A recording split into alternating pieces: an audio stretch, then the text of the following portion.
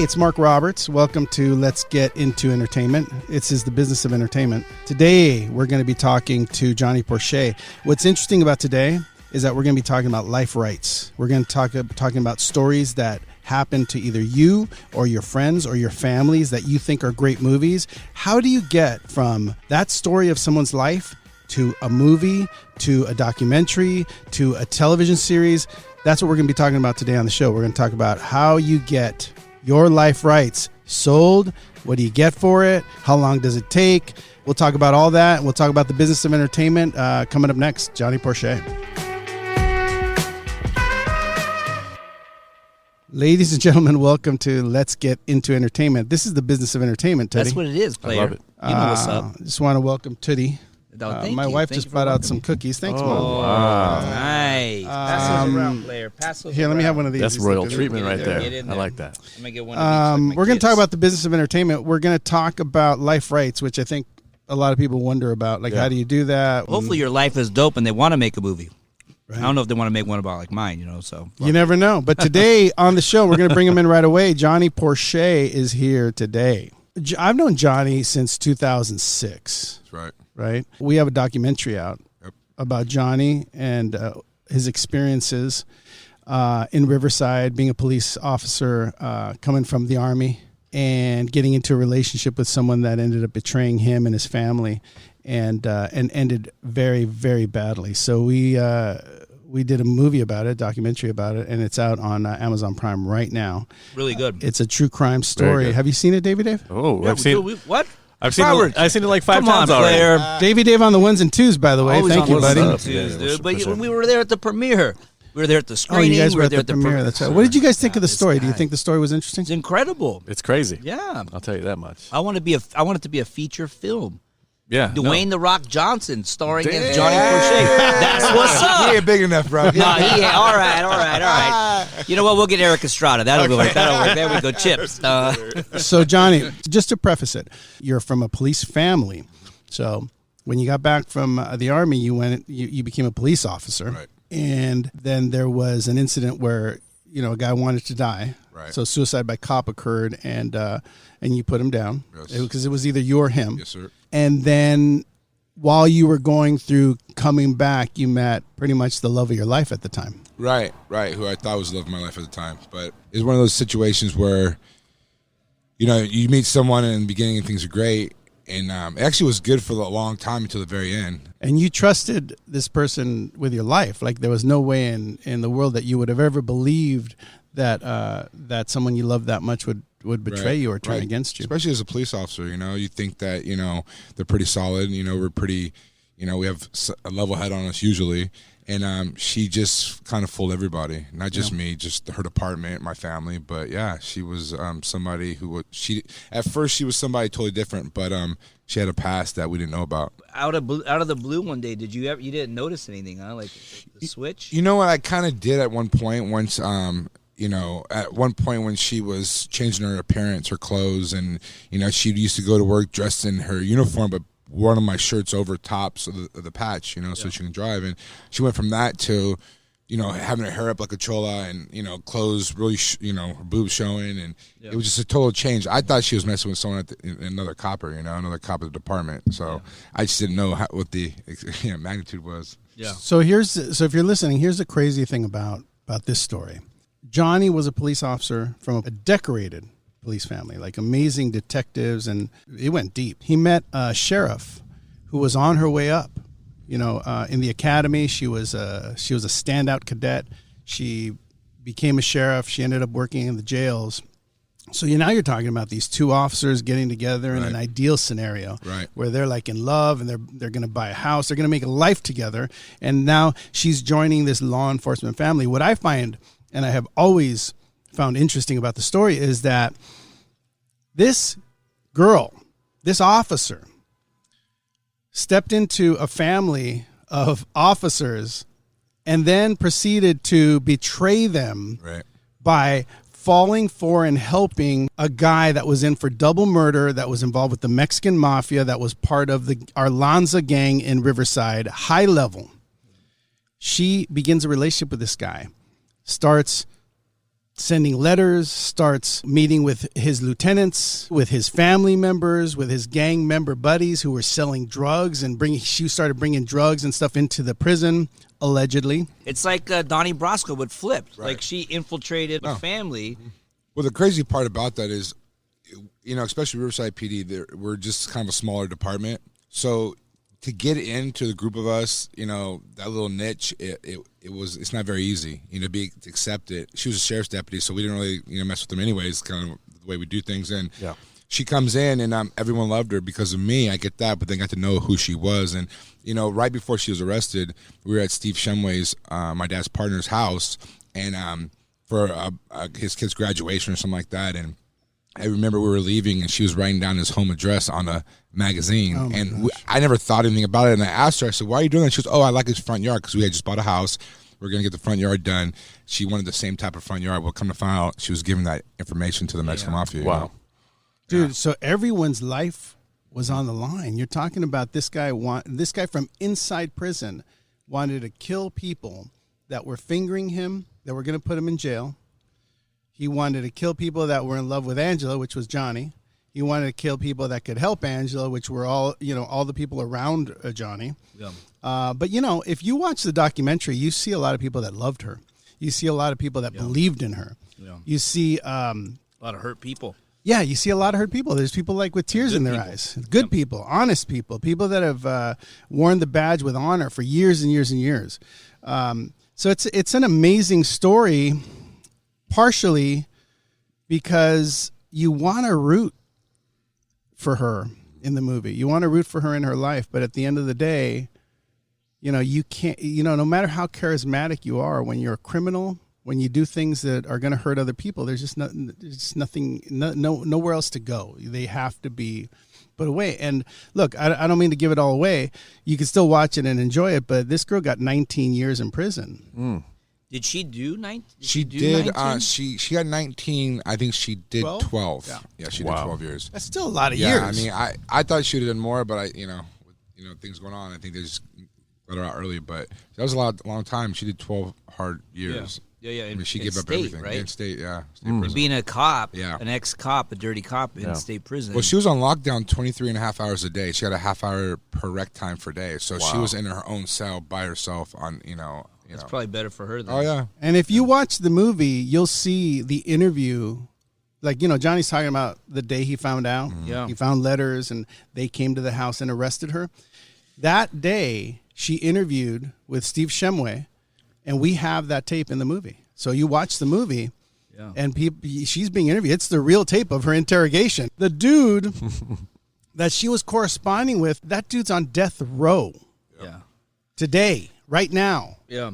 Johnny, you foiled the plan. I mean, you saved a lot of people's lives then. Because if she's writing down addresses and, Well, I saved my own life, first of all. Well, yeah, there you go. I mean, it's funny as I didn't really think about myself, but my parents, not just my partner, his kids, and it went from other people and the witnesses too who witnessed the actual murder who were supposed to be killed. I came across these letters on my birthday, and 2 days later I was supposed to be killed, and I actually found the letters there. I was supposed to be driving to work, and there's someone supposed to come out and hit me in a minivan, a female, and I would have gotten out of the vehicle. Yeah. I wouldn't have brought my gun with me because it was 3 o'clock in the afternoon, and they were going to ambush me in the bushes.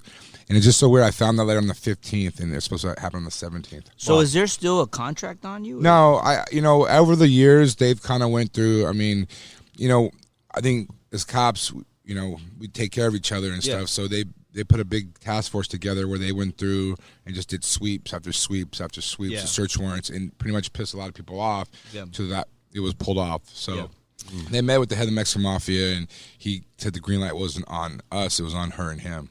Wow. So is that crazy? So that dude's on death row. Mm-hmm.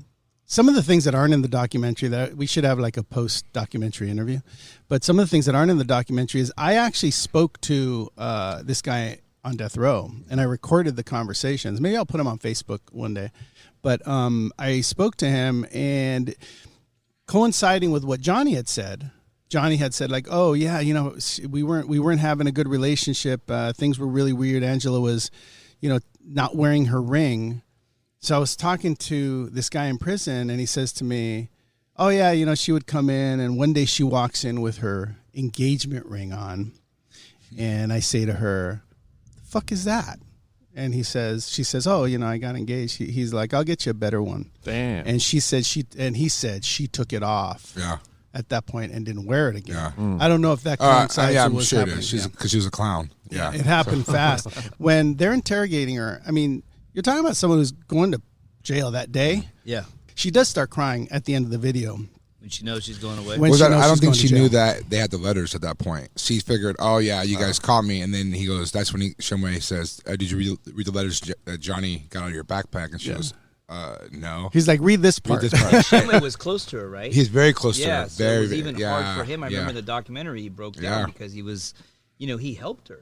In her journey to become they all did. Cop. So many did because my stepfather, he's been in the department forever and knew some good people, not with just RPD but with the sheriff's department too. So he kind of put the help out there, and they really took care of her because who she was, and like Mark said, she was a fast tracker. She was doing some big things in the department. So dude, you're talking about someone who was going to build a career and get a pension and live her elder years in comfort, by doing a good job. Right. Yeah, do good, like help out society. Right. You know what I mean? And she turned and she went the other way. In the documentary, we do cover a little bit with a psychiatrist about, she came from a broken home. Her father died of cancer when she was young, and she had to take care of him through that. Yeah, but dude, a lot of people come from those backgrounds and still don't have to turn that route. I know cops that came from that background who... Anthony, my boy Anthony, he came from East LA. Serpico, you know Serpico? I know Serpico. No, not... But, everybody has a backstory. Everyone has a story. For sure. At a certain point in your life, you need to make that change. You have to. You have to. It's remarkable. I don't want to keep talking about it because people, if you're listening, you got to go to Amazon Prime right now and rent it and check it out and make some comments because the thing's unbelievable. Look, I've spent the last 15 years of my life working with Johnny on this, and we want to get into that because, if you're out there, you have a story to tell. You should know the truth about what it's going to take to get it done, So let's get into that. So I met Johnny in 2006, 7 or something like that. Mario Lopez and I were visiting with a guy named Larry Crowder, who had raised some money for us to make movies in the past. We were sitting there in his office trying to get another one made, and in walks Johnny and tells us his story, and I was hooked. We talk a lot about passion for a story or adrenaline for a story. Passion is what keeps you going in something for 15 years. Yeah, right. Like you if you're passionate about an idea, you will work on it until you can't work on it anymore. Right. And that's sort of what happened here. So I meet Johnny, we connect on a brotherly level. Right. I loved his story. He wanted to get it done. There was a lot of people in between us getting it done and us meeting, but one of the high points of this whole thing was we were working with Gary Foster, and Gary's like, "Hey, I love this story. I wanted to take you to meet Mark Surian, and he's the president of DreamWorks." So nice. So I'm like, "Johnny, you want to go do this thing?" So Johnny and his mom and I and Gary show up at DreamWorks. We never did this before. This is the first time we did this. Yeah. We never pitched it before, right? And by the way, Johnny's an amazing pitcher, right? He can sit here and tell you the story for an hour and a half, and it'll be like you're in a VR game. Yeah. That's how you'll see it, right? So I was certain that it was going to be impressive. So we go to Amblin, which is on Universal. We're sitting in the lobby. Is that the one that has its own? Yes. You have to go in the lot. You have to get in the lot, and then you got to get into that lot. It's two separate. Two separate places. So we go in there. We're sitting there. I think Spielberg walks through the lobby right when we're there. And anyway, we go in. We sit down with Mark Surian, who's the president. He sits there. Johnny. It was the weirdest thing. It was like being in a movie because time sort of sped up. And Johnny goes into an hour and a half. We're supposed to be there for 15 minutes. Yeah, he goes into an hour and a half pitch. Surian's just looking at him the whole time, right? Like, I think he's rubbing his fingers like this.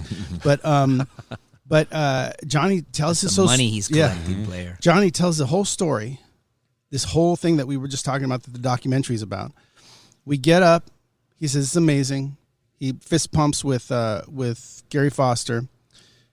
We go into the parking lot, and Johnny turns to us and goes like, "Hey, so what'd you guys think?" Like, we're like, "Yeah, I think it was pretty good." So when do we find out?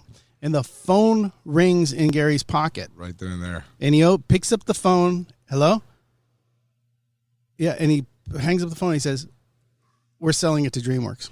Wow. Damn. Right.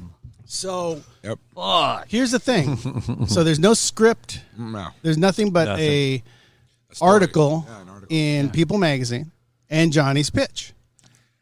So we go back in, right, shake hands, the whole thing, and the development starts. They make contracts. Everyone gets a little bit of money, and I'm talking about a little bit of money. And I'm not talking hundreds of thousands. I'm talking tens of thousands, even less than that. That's not bad. We go back in there.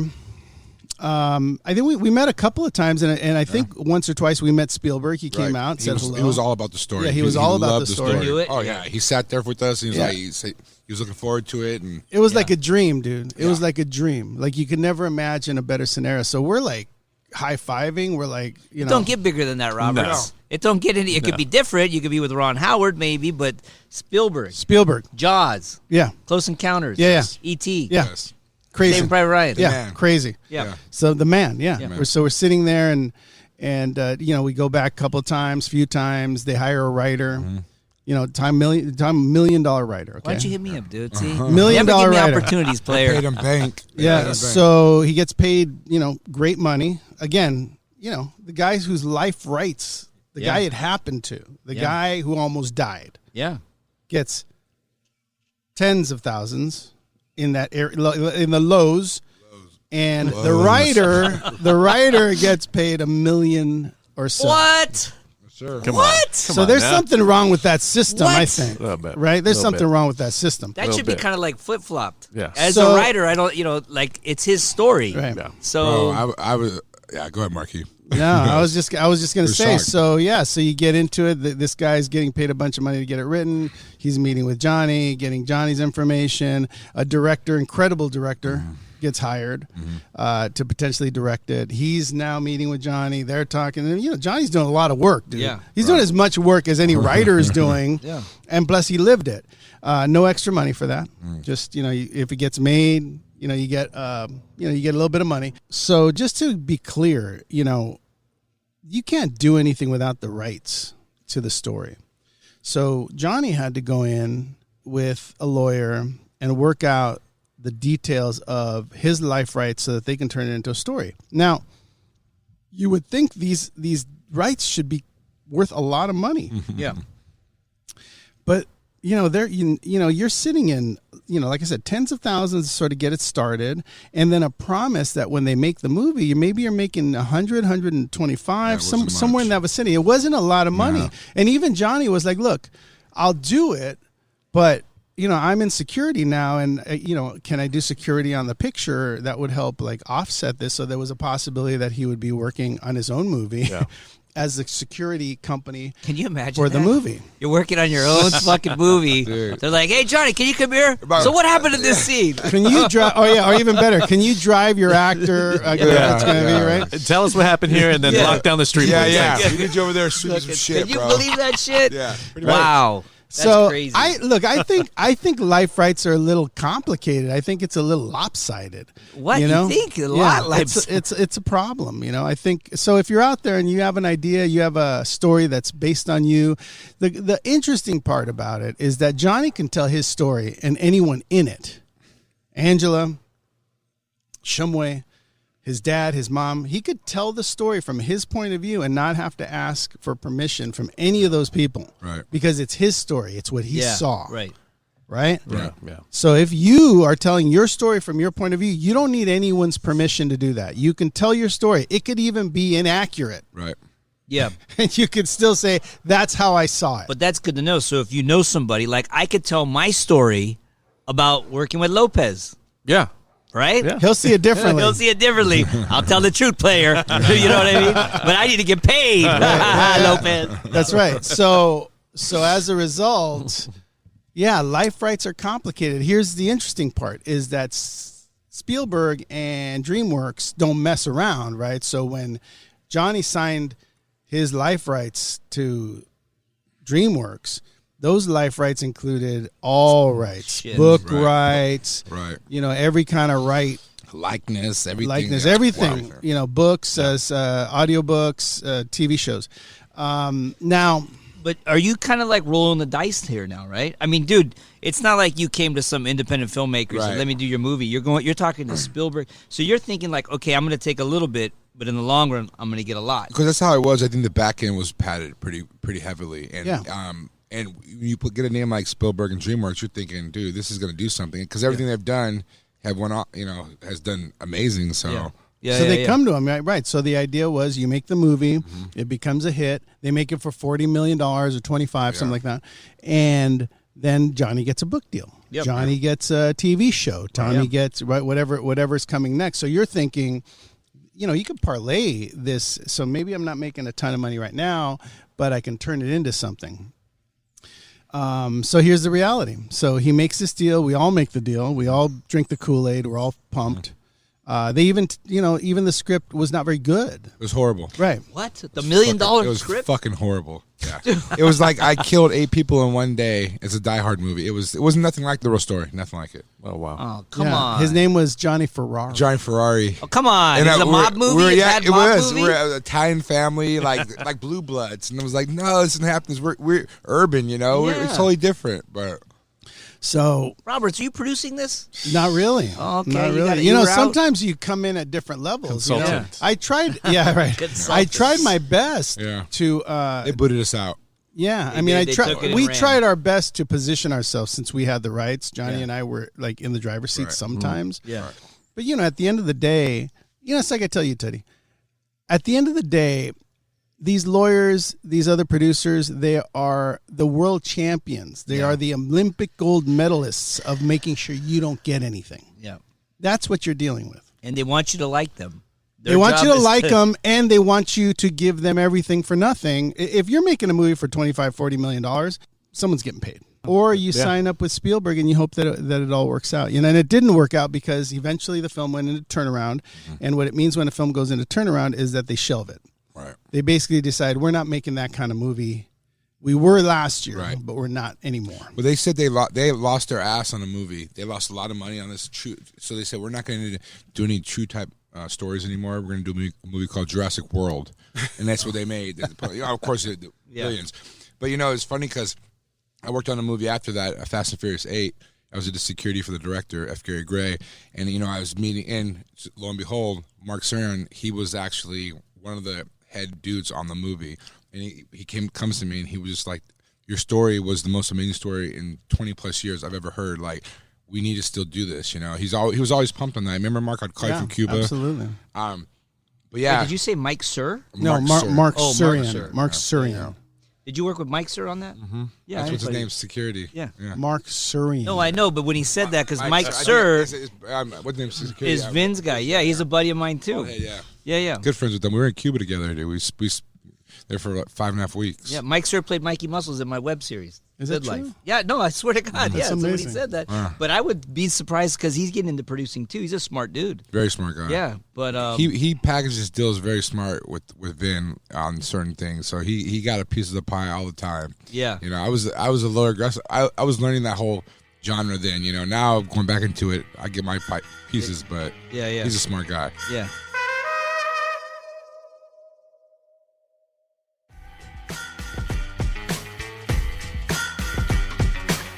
Dude, it's a crazy thing. This business is brutal. It's brutal sometimes. When it came to the Porche story, we went into turnaround. How long is turnaround? Look, your DreamWorks. Yeah. You just paid $1 million plus to develop the Johnnie Porche story. Now you've decided you're not going to make it. Do you want your money back? What? Do you want your money back, or are you just going to give it to me? I get it. So you want your money back, so now it's into turnaround. Yeah. Turnaround means you can have it. You just got to give me back the $1 million that I sadly paid for this script. Right. So we talked to Gary about it. Gary says, I've got another foreign distributor that I'm not going to name. that would like to take over the deal, and they have a deal with DreamWorks. So they're going to figure out how to get that script out, and we're going to make it with them. So 2 years pass on that scenario. They option it. They pay a little money to everybody to run with the script. 2 years pass, nacho, nothing. Wow. So now we're we're knee deep in it, right? We're not neck deep, but we're knee deep. We're like, okay, so that didn't work out. We're talking 3-4 years into it now. It was super exciting the first year. Yeah. Now it's starting to get less exciting. And I'm thinking, this is still a great story. So Johnny and I are like, look, it's just you and me, dude. Like, now that it's in turnaround and we have this new deal, let's exclude your rights to do the documentary. Right. And let's go make a documentary about your life. And maybe that'll spark some interest in the film again. Mm-hmm. So we went off and made the documentary called Love and Betrayal on the Force, which is now streaming on Amazon Prime. Yep. And we're hoping to revive or get some interest in the film now by doing that. But look, Johnny and I met in 2006. You know, it's 2020, dude. Yeah. All right. You're talking about 14 years of our lives working on this story that continues to be compelling and really just a human nature story. Will you do the right thing under the circumstance, even if you have a bad upbringing? You know, it's funny, we got into a conversation the other day about pieces that are not in the documentary, because there are great pieces that I'd love to put out as extra pieces, you know, maybe. Can I throw something out there for you real quick? So I just listened on Jam Street. That's that's the company we signed with. Donnie Brasco just did, or Joe Pistone just did a podcast called Deep Cover. It's good. They're short, 30 minutes. There's so much stuff in that podcast that wasn't in the movie. Right. That's really what we're going to do. Right. You know, and everything's about IP. So you got your doc. Right. Just throwing it out there. Right. Maybe a podcast. Maybe. There's a lot of shit that hasn't been Let's said. talk to Jam Street that was about in. I watched your Very documentary true. a few times. Dude, we've only been talking for 30 minutes. I already heard some stuff that I was like, why didn't you say that exactly. Now you're going back. You're going to try to documentary? re-edit. It's already out, dude. You can't re-edit. Too late. Rich Alarcon cut this movie, by the way. Great editor. But, something to think about, because the IP, I mean, the story has to be told. At work, they're doing a lot of true crime. We cover a lot of true crime at my job, Access Hollywood. And your story popped into my head. And I went to Roberts, and I said, dude, Love and Betrayal. And he was like, well, he goes, wait a minute. I said, dude, Lifetime, it's a little different, but there's a way to do it. Right. I know, though, that the rights are held still by DreamWorks, correct? No. They're gone? They're all gone. They're ours. Oh, so yours again, right? Free. Yeah, they came out because DreamWorks had them. They sold to this other company. The other company, after that time, when it was 2 years they had it for. We got it back, so it's all ours, complete. You can't be Johnny Ferrari though, and you can't be an Italian dude. That shit pissed me off, dude. Come on. And it's funny because when we went, I was telling Mark before this was when a couple people, everybody we pitched this to loses their shit. Like, I'm friends with Mark Wahlberg through work and stuff, and we pitched to Mark, and Mark lost his shit. He was like, I want to do this now. He got his agent on the phone. I mean, it was just going to happen. He shut it down, though. Same thing with, with Jake Gyllenhaal and Shia LaBeouf. These guys were all on this. I don't know why it never took off. It's just really fucking odd, you know. But, maybe it's timing. But I remember once they said that Forrest Gump took 12 years to make. I remember you told me that years ago, Mark. Yeah. And we were at 14, bro. What the fuck? So it's going to be that much better. That's what's up. No. Dude, it's been disappointing journey on occasion, you know, but there's something really interesting about passion. Yeah, absolutely. Because like even sitting here right now, I get excited about it. You know, there's the this fire. There's the fire. Yeah, well, there's this really positive energy around the concept that that the whole thing was sort of a brotherhood. You know, like from the story to the family to you and I to us struggling to figure out how to do the documentary. I mean, all this. No, no one bought houses on the documentary. No. Okay, No. it was all put into the film. But who bought houses? That fucking screenwriter for Oh, $1 million. yeah, he did. You ain't kidding. Yeah. You know, but the thing is, too, with Mark, I mean, I appreciate the most, dude, and I tell you this all the time. You could have bounced out a long time ago, but he stood by because he believes in it. Obviously, that's passion.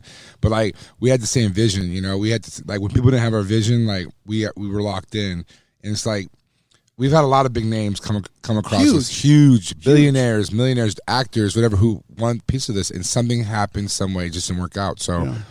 So you got, I think, And you're a dude who says no a lot. I've heard him say, not just to me, but other people who pitch him stuff. Yeah, true. He's like, not going to do it. Let me ask you, Robert, put your indie filmmaking hat on.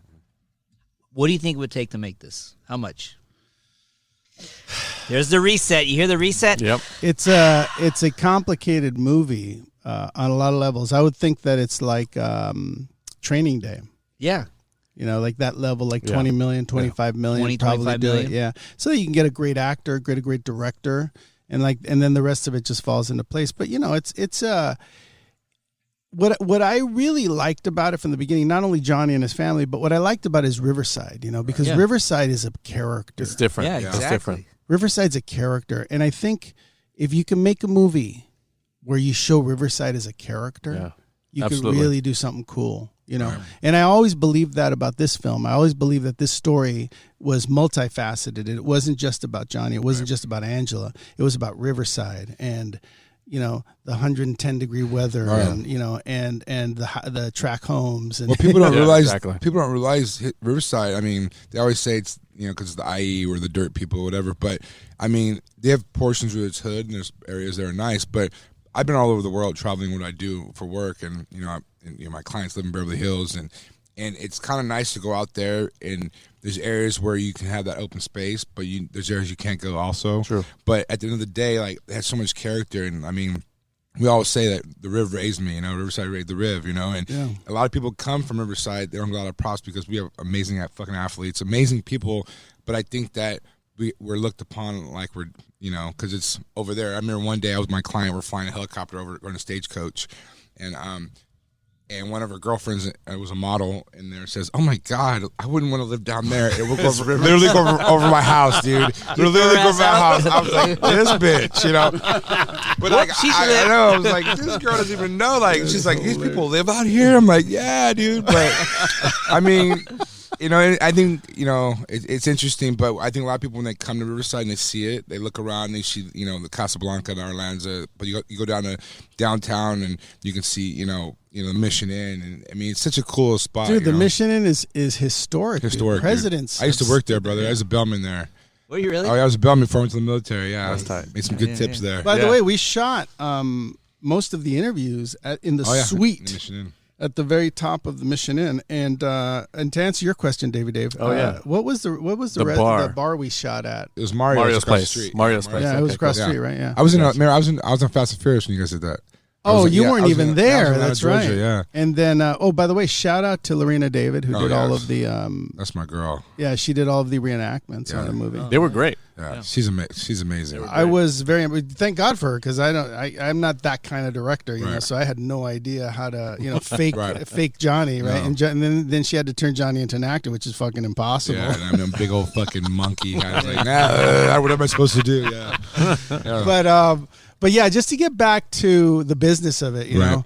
know, it's weird because we spend a lot of time on the podcast talking about successes. You know, we talk about, the Christmas movie. We talk about, Made in Mexico. We talk about a lot of movies that we're making, that we're doing, and there's also films that we're not making. There's also films that, for some reason, the universe isn't allowing it to fall into place. I hope that through this release, Right. and through these conversations and through people watching it, that people see, I think it will. that people Yeah. see the story and they realize that this is a movie about family. This is a movie about the police department. This is a film about Riverside. Dude, Riverside has a deep history for California. You're talking about most of the oranges came from Riverside. Right. Like, a lot of people don't know that, right? There's still, still by the way, orange I groves, shot yeah. a lot of the orange groves, Yeah. Right. and a lot of the orange groves show up in the movie. Yeah. But this story is much deeper than what meets the eye, and what's fascinating about it. And if you have a good pitch, which look, we wouldn't have done any of this without Johnny's pitch. If Johnny didn't pitch the shit out of this every single time, you gotta appreciate that, dude. You threw on your white shirt. We went some places, dude. And we went everywhere, and we pitched, we pitched Wahlberg on a moment's notice. Get it going, yeah. Like whatever needed to happen, man. We were on our horse about this story, and for 14 years, we were pitching whoever would listen. Well, as a fan of like movies and like crime stories, I'm a fan too. I'm real particular on movies because I'm one of the guys in the theater. Like, it's bullshit. He wouldn't wear that. It's a wrong, military or law enforcement. But I'm really hope this does make it to the big screen because there's so much that people don't know that happened. There's so many cool little things that you look not cool. I mean, well, fuck. I mean, I'm removing myself from it. I'm looking at someone looking in. And there's some cool things that like people don't even know. We even talked about that, and like when I talk to people and they're like, "Well, how come you didn't put that?" They don't understand. You can only have short amount of time on Amazon. Right. You break it down. But I mean, I think if we were able to play it out, dude, and they were able to do an actual real movie, because I know DreamWorks was talking about doing something completely different. Yeah, I think the real movie would be kind of cool. It'd be amazing. Yeah. I mean, you think there was stories that you said that you told that I thought, man, those would be an amazing scene. Like there was a story you told me. I don't even think you told it in the interview, but about you getting a phone call before you found out anything. Mm-hmm. You get a phone call at home from your buddies. Where are you at right now? And it was my buddy Mike Cupido. He was in a police car and he saw her car and he's like, "Where are you at right now?" I'm like, "I'm sleeping, dude." He was like, "Where's your car?" I just bought a brand new Cadillac CTS and she was driving it. And I go, "She has it at work." He goes, "Bud, I'm behind it. It has no plates on it." Yeah. And he goes, "You sure?" I go, "Dude, let me just confirm." And I think I called her or something. And he's like, "All right, yeah." I'm like, "She says she's at work, dude. The car's at work." He's like, "All right, I'm in Casablanca right now, dude. This is kind of weird, but all right." And he backs off. But yeah, turns out it was her. It was her. Dude, lots of I mean, dude, is that cinematic? Pinched right there. Oh yeah. If he would have said, "I'm gonna pull up next to her," and then dude, I remember one night when I'm sitting here at her house. I mean, we're sitting at her house talking, and she's like, "Hey, I need to get out of here. I need to get out of here." I'm like, "Well, where do you want to go?" It's like 2 a.m. She's like, "I want to go to the beach." I'm like, "Well, I'm going with you." What the fuck, dude? So we drive to Newport Beach. She's pissed off the whole way. Wait, from Riverside to Newport Beach at 2 a.m? Yeah, she's sitting in the passenger seat, pissed off that I'm driving with her. Swear to God, I pull up, dude, and there's no one. No one is even out to the parking lot. I pull in. There's that little wall. You can walk over the wall and to the beach, to the sand, and we sit there waiting for a few minutes. And she's like, "I need to get out on the water." Well, this van pulls up, and it was like 5 hardcore motherfuckers, dude. And I'm like. And they just happened to pull up in the same parking lot, and she shakes her head no, and like I'm like, "What did they tell you?" Because I got out of the car like, "What the fuck?"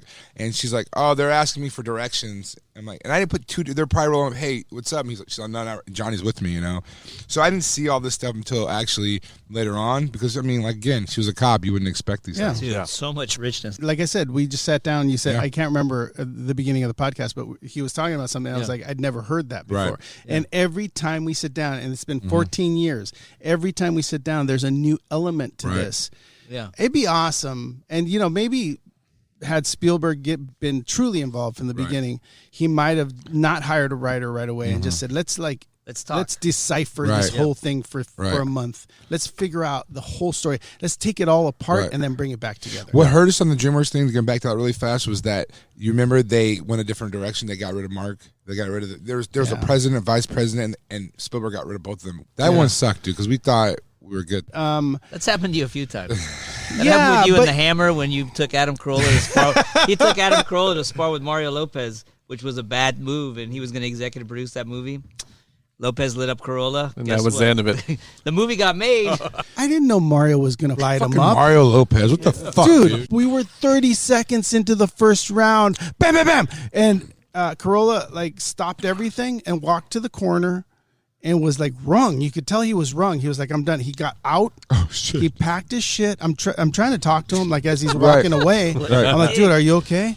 And he's not talking. He's putting all his shit in his bag. He grabs his bag, walks out. I walk him out. I follow him down the stairs to his car. So we doing the movie? Yeah. Are we still on? Heard from him again. Oh, shit. Then Lopez, I sparred tons of rounds with Lopez. You walked right into it, Tootie. Oh, I did? I walked into it. My nose is all over my shirt, but I walked into it. You're right. Good times. But you know what? It happens. projects are, they have their own life, dude. It's funny sitting here talking about it. I really think a really great movie. If a company were to sit down and go like, I want to spend 2 months just talking about this story. No one ever did that. No one ever did that. No. We did it. Yeah, you and I. But we couldn't pull it back together. It was like Humpty Dumpty. We would totally break it open. Right. But then when we pulled it back together, there was too much personal. There was too much of this, too much of that. And like even like the documentary. I think the documentary could be another 20 minutes. Oh yeah. Yeah. You cut out all the stuff where you from Oh, okay. I told him that when I was I mean, I'm not trying to be a dick, and I know filmmaking, but dude, that was good shit. Well, I got on Mark about that. He got the phone. Got on Mark. What the fuck, man? That's the best part. But no, I get the movie thing, but you can't put everything in there. But I feel there's some good parts they cut out. There's amazing parts. In fact, if we can get enough people to watch it and buy it, we'll put out a. Dude, I just saw it. I saw it as like a narrative, new and cut. you did like a Goodfellas with the narrative, with the voiceover of explaining all the way down to the end. The depths of the deception is pretty amazing. Steve Shumway, who's an amazing detective, right? I mean, when you see him on the documentary, you're like, awesome this guy, he was amazing at how he explained everything and the detail of his investigation. He knew Angela. Mm-hmm. He's a member of this family, right? He may not be blood, but he was a member of the family because he was partners with Johnny's dad. Yeah. But he knew who she was, and when she was calling this guy from inside the prison, she was on her cell phone working, calling homeboy inside the prison. Shumway was listening in on the phone calls to find out what the fuck's going on with this dude. How's he getting so much power? How's he getting drugs? How's he figuring out how to maneuver the system so well? He intercepts the phone call and says to Angela, who he doesn't know is Angela because they've been to barbecues together, weddings together. They know each other. He doesn't recognize the voice? No. He's like, listen, you're going to get yourself in trouble. This is not the guy to be fucking with. And she's talking to him. I think I have the phone call. Right. You do have it. It was on there. It's in the movie. Yeah. He did realize that was her on the phone. No, he never not. did. He called because her name was Sandra Lopez, but she's going by the name of Sandra Lopez. Yeah. So he said, "Hey, Sandra Lopez. Sandra, this is Steve Shumway." Right. Yeah, I see. And he didn't know. My partner at the time was Jimmy Simons. He was sitting at his desk because Jimmy was really familiar with a lot of the gang members in our Atlanta area. So after he got the phone, you're like, you know who this girl Sandra Lopez is? And Jimmy's like, I don't know who that is. But Jimmy's like, if you would have turned on the volume, I would have known who it was. But Steve's sitting there telling her, don't get involved with this guy. The guy's a bad dude. And Steve doesn't even know who it is. Yeah. The fuck would have played out right there. Yeah. It should have played out. It was like us testing this thing right now. It never played out. It never happened. And this is one of the best detectives. I mean, I even though he worked in a small department, but he had so much worldwide recognition. My dad's the same way. Very good detectives. To fool these guys, that's just it's not easy. It's not easy. It's not easy. Well, you would never suspect. Shumway was called in on the Zodiac murders, for God's sakes. Damn. Yeah. Oh, man. It's going to get made. And you know what? It's going to get made and funded through this podcast. Mark my words. Hey. 25 million? Maddie, Jam 25 Street. million? That's what you need, Roberts? Can you do it for under 25 mil? Yes. You I could. can do it for 18. We'll do it for 18. Johnny gets $1 million. Oh, shit, dude. That's I'll take $1 million. Hey, if you're thinking about funding it out there, Johnny gets $1 million. Hey. Don't even come to the table. Yeah. Don't even come to the table. I got bills and shit. Hey, so let's talk about this, which is really, serendipitous. So in the movie, the documentary, Love and Betrayal on the Force. It's funny. You want to know why I called it that? Because originally it was just Love and Betrayal. The reason I called it On the Force is because as people are sifting through movies, I wanted them to know what the betrayal was about. Yeah. Like, I wanted them to know it was law enforcement. Right. Because a lot of people love a law enforcement story, Right. So I wanted people to know that. So that's why On the Force is on there, and it was the original story in People magazine too. So there was some connection. Love and Betrayal. Exactly that. And it came out. That shit came out twice. It came out, which is pretty cool. I thought it was really weird, and I know I'm gonna put out both articles. I remember one came out in 2005. In 2010, I'm at the Target, just going through a magazine. I think it was with my then wife at the time. I was going through my pages, whatever, of the magazine, and I opened this fucking page up, and it's like, the title outside says the biggest crimes or biggest deception of our decade or some shit like that. And I opened up, and my shit's in there, right behind the Peterson story.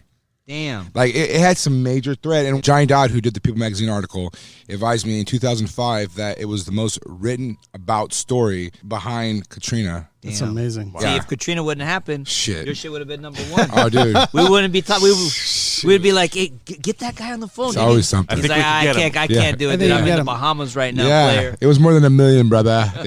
Hey, so check it out. So we do the documentary, and by this point, I'm a big fan of extrememusic.com. Huge, right? Huge fan. Yeah. So you're finding all kinds of music for yeah. For this so I sit down. Many nights. I think for a week I sat down because this was important to me, right? Because I had directed it, I had produced it, I had written a lot about. Written a lot of it. Yeah. So I had done everything on it, and the main reason I did all that was because I had no money to pay anybody. Right. It had nothing to do with I wanted to. It had to do with I had no money. So I sit down for a week. I used 100% of extrememusic.com's music in this movie. Damn. Perfect. And every single, and I worked on it, endlessly. Like I replaced music, I tried things, I mixed things, I tried all kinds of different styles of music because it had to feel driving, right? Like when the Suicide by Cop happens in the documentary, it's a great song. It's driving, it's moving, right? Because it's a real phone call from the actual person watching Johnny shoot. You could hear Johnny going, put the knife down, and then he ends up shooting him, and you hear all of it. That had to have some pretty compelling music. So all of that music I found on extrememusic.com. So you didn't use a Music Super? Well, wow, you saved a lot of money. No, here's what I did. I picked all of the music myself, yeah. And then I went to Joel and said, hey, will you make a deal for me? Okay.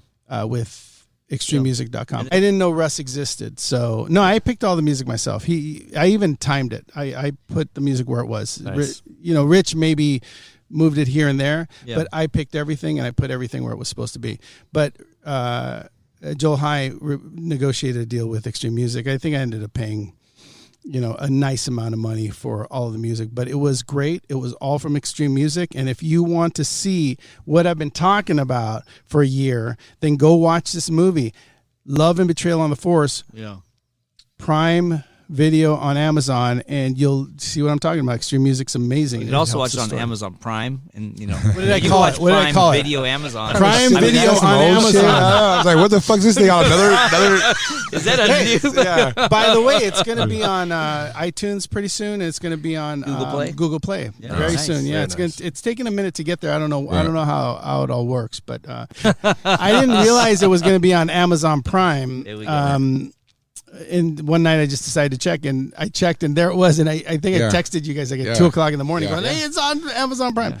But anyway, check out Love and Betrayal on the Force, Amazon Prime, and you'll hear all about everything we've been talking about. And Johnny, dude, congratulations! Thank you. We finally got to someplace, and I hope we get to continue to work on this because it's a deserving story, no matter how you tell it. And I appreciate you being here, dude. No. Two things though before. Dave and I get to audition for the feature film because it's going to get made. I'm just telling you right now. You guys already got the role. Boom! That's what I'm talking about. I like that. Yeah. That's what's up. And the other thing, this needs to be a podcast. I'm just saying it right now. Really? Yeah. Oh yeah, absolutely. How do you? Johnnie Porche, this is we just did no, it. not let's get into it, but his story. First of all, it's called Let's Get Into Entertainment. Well, that too. So, but Johnny, there's so much stuff that is not in the doc. Nothing against you, Roberts, because I know there's it's movie making, but. Like I said, Donnie Brasco, Joe Pistone, I just listened to the whole podcast. There's so much stuff. Backstory. Wise Guy, the story about Henry Hill. There's so much stuff. I mean, you have a shitload of stories about what happened that people don't know. And, well, the cool part people want to hear them. The cool part is people do want to hear them, and that's pretty neat. And I'm shocked that people want to hear it because obviously you lived your life and it is what it is. But I really appreciate that, man. I think that. With some good love, we could do some good things, and like I said, get the story out there so people can see. Watch your back, dude, because these women are crazy. Yeah, man. You know what? I'm gonna make a little connection real quick. You're in the IE. Davey Dave's in the IE. Yeah. This equipment goes back to the IE. Let's carpool. Let's do it. Let's start a podcast, brother. Davey Dave. That's right. Hey, start that's a right. podcast. Let's do it, homie. I appreciate you guys very much. Hey, all you guys. Thank you. Hey, big love, dude. Thanks for listening to Let's Get Into Entertainment. And the business of entertainment. In the business. We got in the business of entertainment and the business of Business. getting this movie made about my boy Johnnie Porche's life. Thanks, That's brother. right. Thanks, guys. Appreciate it. All right.